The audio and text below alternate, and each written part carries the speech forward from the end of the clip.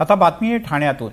ठाण्यामध्ये सततच्या पावसामुळे ईस्टर्न एक्सप्रेस हायवेवर खड्ड्यांचं साम्राज्य पाहायला मिळत आहे। मोठ्या प्रमाणात ठाणे शहराच्या वेशीवर खड्डे पडलेत, त्यामुळे नागरिक त्रस्त आहेत। स्थानिक प्रशासनानं रस्त्यांवर पडलेल्या खड्ड्यांवर बॅरिगेटिंग लावत झाडाच्या तुटलेल्या फांद्या काही ठिकाणी लावल्यात। भिवंडीतले रस्ते अपघाताची घटना ताजी असतानाच ठाणे शहरातल्या या खड्ड्यांकडे प्रशासनाचं दुर्लक्ष होत आहे। याकडे तातडीनं लक्ष द्यावं आणि उपाययोजना करून हे खड्डे बुजवावेत, अशी मागणी ठाणेकरांनी केली आहे।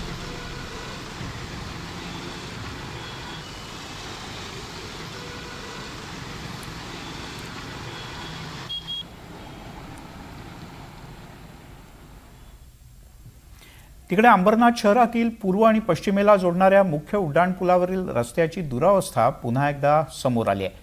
प्रत्येक पावसाळ्यात या पुलावर मोठे मोठे खड्डे पडतात।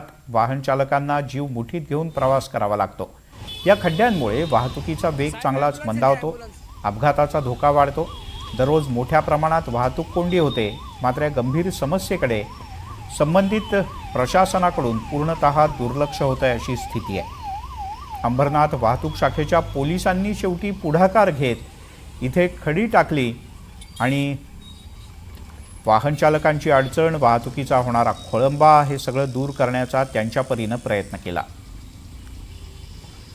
पण जे वाहतूक पोलिसांना सुचतं ते प्रशासन का करत नाही, हा प्रश्न आहे।